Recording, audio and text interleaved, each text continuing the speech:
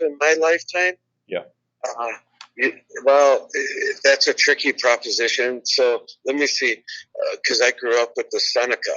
Okay. But it's fair to say, as a second post-boarding school generation, Oneida Indian,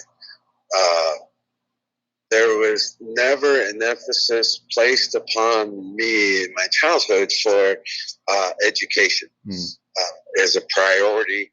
The priority was survival as a people, as a nation. And so that was the emphasis and the priority. In fact, education for a good period in my young developing years was completely discouraged. We had an elder speaker, kind of like a preacher, who would travel the whole Confederacy in Canada and down here with our Six Nations. And a well-known, very respected, esteemed elder who said, when you hold the book in your hand, it burns your soul. So he would come to these ceremonial doings. Thank you. Hold on, Dave. Okay. Enjoy breakfast. And elder is a religious leader. He was a titled position of faith keeper. And he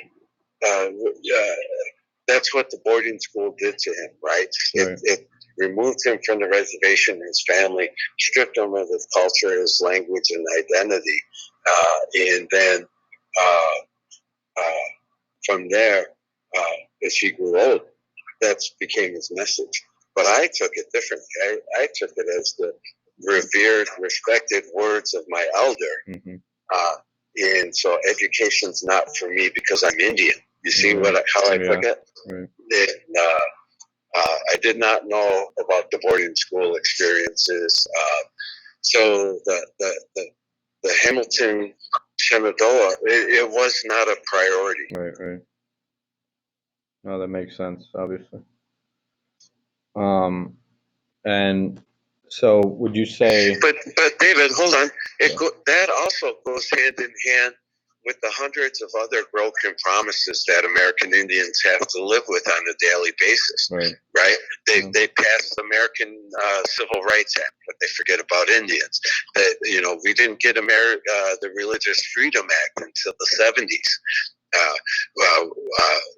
Citizenship was imposed upon us in the 20s, right? So we survived all these assimilation eras, termination eras to arrive in this era. And so the Hamilton, the Kirkland Shenandoah Initiative was basically one of those lofty broken promises that are filed away on somebody's shelf that they didn't really see. Yeah. And I completely agree with that. Would you say it's pretty well known throughout the Oneida community in terms of that promise made between Kirkland and Shenandoah? I think the way it's being viewed without having any real action is that it's words. It's more or less lofty words, a lofty agreement, but how do you affect that in a meaningful way? And that's what my younger generation hasn't figured out, and how to leverage that agreement in a meaningful way to implement it, right? How do you implement a dream, right? Yeah. Well, it has to be strategically, and that's what we haven't done a very good job at, because we completely reversed all of the we reversed the teachings of that Chief Huron Miller, right? We said the Oneida Nation in 1993. We said education is our priority. It is our what did we say? I had a great quote. I used it for years. Education is paramount and key to our survival as a people, because we have clearly demonstrated that we can maintain our culture while still getting the education, unlike that Huron Miller from 2 years ago. Right. That's awesome. Because when I was a kid, there was a racial slur that we used, and it was apple. That dude's an apple. He's red on the outside, white on the inside. Wow. And that was mostly for people with degrees, right? So, wow, yeah, I had no idea about that. mm. Um, Is this helpful? Is this no, what no, you were definitely, looking yes, for? yeah, completely. What would you say? So now, the last 4 years, when I came to Hamilton in 2016, that's when this initiative was formed, the student organization. So, and I know you've been a part of it pretty extensively throughout the years, for the last 4 years. So, what kind of impact do you think that organization has had between relations between Hamilton and the nation? I think the greatest impact is an unrealized impact that our young people see the students uh, and know that there is alternative uh, an alternative view to be had Mm-hmm. if you earn it through education, right? Right. Meaning that they don't have to exist in poverty. They don't have to exist in continued hardship. That the relationship, the Kirkland Shenandoah initiative, I think, really goes to exemplify.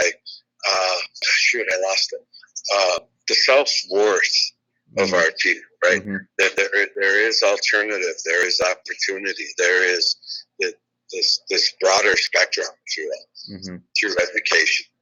Well, yeah, no, that's great, and I hope it's had a positive impact. The last Right. few So I years. think that the biggest impact is an unrealized impact, right? The inspiration of people. Yes, I can do this. Yes, I can achieve this. Mm-hmm. Yes, I can maintain.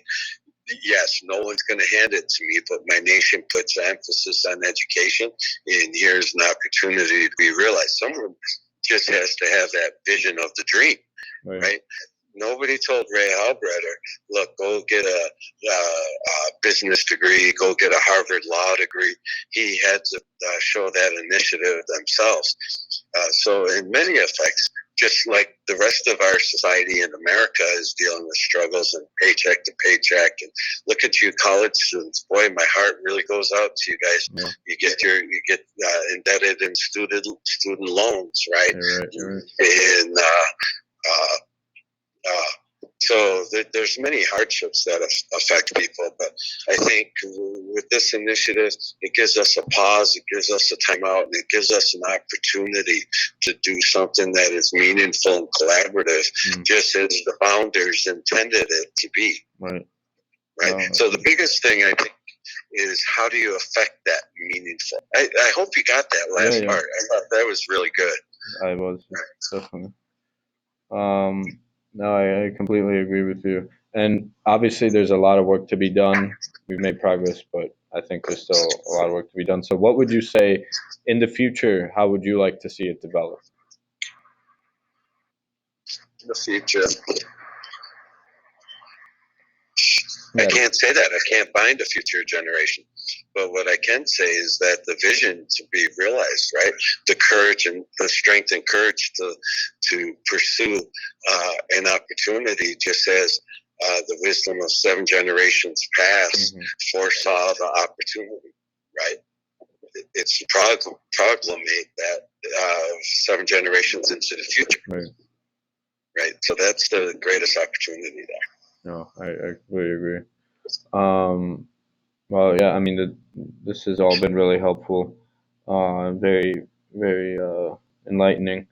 Um, and I think, unless there's any other comments you want to make, I mean, you've been pretty involved in all of our events, so that's been really helpful to us.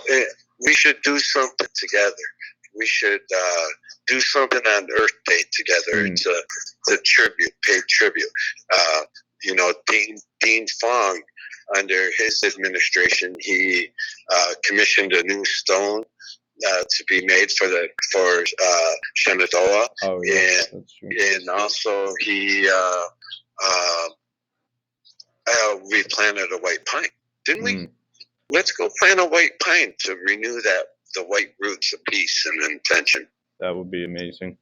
I think that would be a great idea. Let's do it in Oak Grove, or what is that grove in back here there? I'm not sure. Oh, Root Glen, you mean? Root Glen. Yeah. That would be Let's go amazing. plant a tree, a white pine, to recommemorate a vision, a dream. That would be awesome for Earth Day. I think that that's a great idea. Yeah.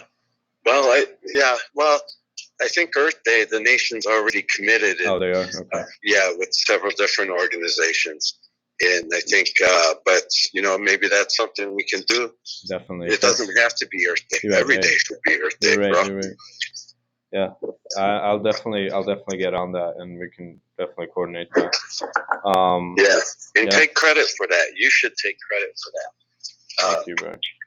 Because at the end of 4 years of service, what are you leaving behind for your effort?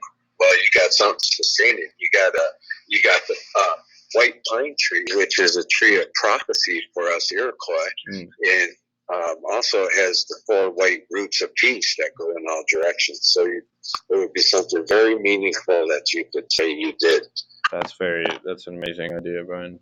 Thank you for that.